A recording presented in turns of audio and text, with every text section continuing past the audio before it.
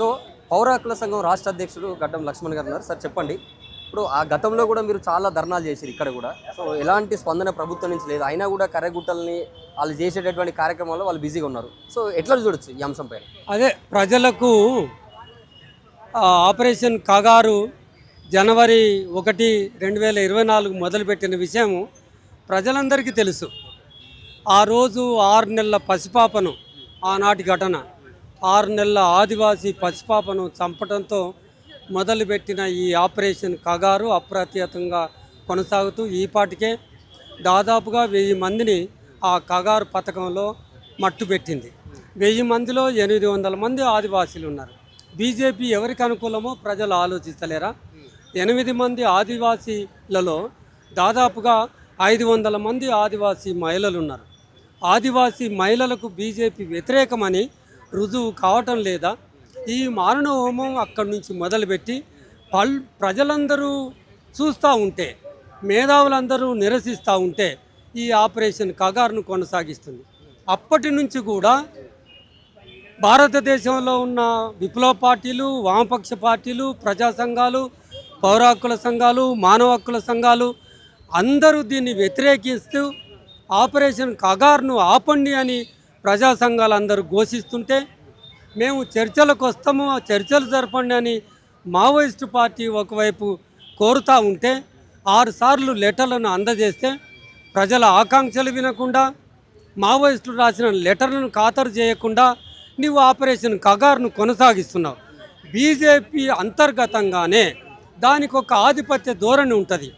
మొత్తం స్వతంత్ర సంస్థలు ఏవైతే ఉంటాయో, పార్లమెంటరీ వ్యవస్థ ద్వారా ఏర్పాటైన ఆ ఇండిపెండెంట్ సంస్థలన్నింటినీ తన కబంధ హస్తాల్లో తీసుకున్నది. ప్రతిపక్ష పార్టీలను నయాన భయాన ఎందుకు పనికిరాకుండా చేసింది. అదేవిధంగా మావోయిస్టు పార్టీ పైన పోరాటం చేస్తూ దాన్ని మట్టుపెట్టి ఇవాళ భారత ప్రజల మీద యుద్ధం చేసే ప్రయత్నం చేస్తుంది. ప్రభుత్వ పాలకులు నక్సలైట్ల ఎజెండానే మా ఎజెండా అనుకుంటేనే ఒక దిక్కు, మళ్ళీ ఇప్పుడు ఆపరేషన్ కగారును కూడా ఆపేసేటువంటి ప్రయత్నంలో వీళ్ళు లేరంటే వీళ్ళ అర్థం ఏంది? అసలు నక్సలైట్లను పూర్తిగా లేకుండా చేయాలనే అంశమేనా, లేకపోతే మళ్ళీనేమో బహిరంగ సభలలోనేమో మేము అజెండా మాది మా పర్సనల్ ఎజెండా అంటున్నారు? ఎట్లా చూడొచ్చు? తెలంగాణ రాష్ట్ర సమితి అధ్యక్షులు అధికారంలోకి వచ్చేటప్పుడు వీళ్ళకి కొన్ని నినాదాలు అవసరం అవుతాయి. నక్సలైట్లే దేశభక్తులు అని గతంలో ముఖ్యమంత్రి ఎన్టీ రామారావు అన్నాడు. నక్సలైట్ల ఎజెండానే మాజీ ఎజెండా అని కల్వకుంట్ల చంద్రశేఖరరావు గారు అన్నారు. అదే రకంగా పౌర హక్కులను నిలబెడతానని, ప్రజాస్వామ్యాన్ని పునరుద్ధరిస్తానని, ప్రతి సమస్యకు నక్సలైట్లు మళ్ళీ తిరిగి రావాలని మన ప్రస్తుత ముఖ్యమంత్రి గారు కూడా వ్యాఖ్యానించి ఉన్నారు. అందుకని ఇప్పుడు మేము వాళ్ళ మీద ఒక బాధ్యత పెడుతూ ఉన్నాం. కల్వకుంట్ల చంద్రశేఖరరావు గారు పోయిన ఆగస్టులో వరంగల్లో పెట్టిన మీటింగ్లో కూడా మావోయిస్టులతో చర్చలు జరపాలి, శాంతి నెలకొల్పబడాలి అని ఒక నినాదం ఇచ్చి ఉన్నాడు. అక్కడ హాజరైన 10,000 మంది ప్రజలతో ఒక్క చేతులు ఎత్తిచ్చి వ్యతిరేకంగా నినాదం చేయించాడు. మరి ఇప్పుడు ఏమైనట్లు, వాళ్ళందరూ ఏమైనారని అడుగుతూ ఉన్నాం. ఇది కేవలం ప్రజా సంఘాలు, పార్టీల బాధ్యతనే కాదు. ఇవాళ పదవులు అనుభవిస్తున్న, పార్టీలు పెట్టుకున్న ఈ తెలంగాణ ప్రాంతంలో ఉన్న పాలకులందరూ, ప్రతిపక్ష పార్టీలందరూ నినదించాల్సిన అవసరం ఉంది. బీజేపీని ఒంటరి చేయాల్సిన అవసరం ఉంది. బీజేపీ పాలసీ విధానాలు, పేద ప్రజలకు వ్యతిరేకమైన పాలసీ విధానాలకు ఎండగట్టాల్సిన అవసరం ఉంది. ఈ బీజేపీ ఫాసిస్ట్ విధానాలు, బ్రాహ్మణీయ భావజాలానికి వ్యతిరేకంగా పోరాడాల్సిన అవసరం ఉంది. ఆదివాసీ ప్రాంతం నుంచి వెళ్ళి పుట్టి పెరిగి వచ్చినటువంటి సీతక్క ఎవరైతే ఉన్నారో, సో ఆమె కూడా నేను మాజీ మావోయిస్ట్ అని చెప్పుకుంటా ఉన్నారు.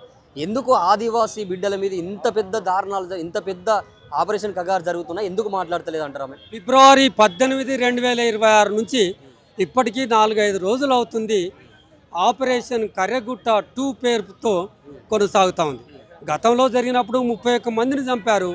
ఇప్పుడు మళ్ళీ ఎంతమందిని చంపుతారో అనే ప్రజలు, అక్కడ ఆదివాసీలు అత్యంత ఆందోళనకు గురవుతూ ఉన్నారు.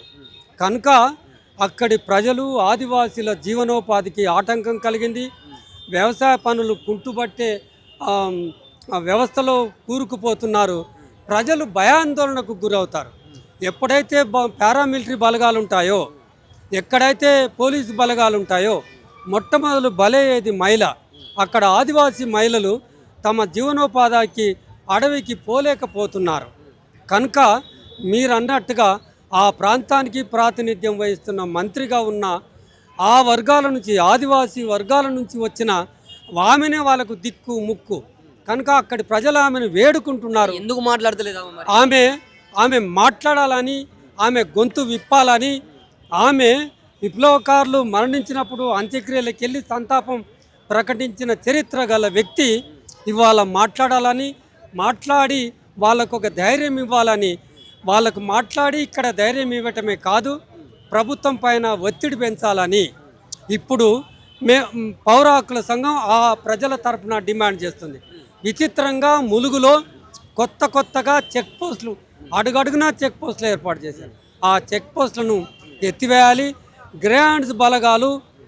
మా గ్రేహాండ్స్ బలగాలు ఆపరేషన్ కగార్లో భాగం కావు అని పోయిన సంవత్సరమే ఆ సీతక్క గారు తెలియజేసి ఉన్నారు. కనుక ఇప్పుడు కనుక గ్రేహాండ్స్ బలగాలు అందులో పాల్గొంటే తక్షణమే ఉపసంహరించుకునే చర్యలు చేపట్టాలని డిమాండ్ చేస్తారు.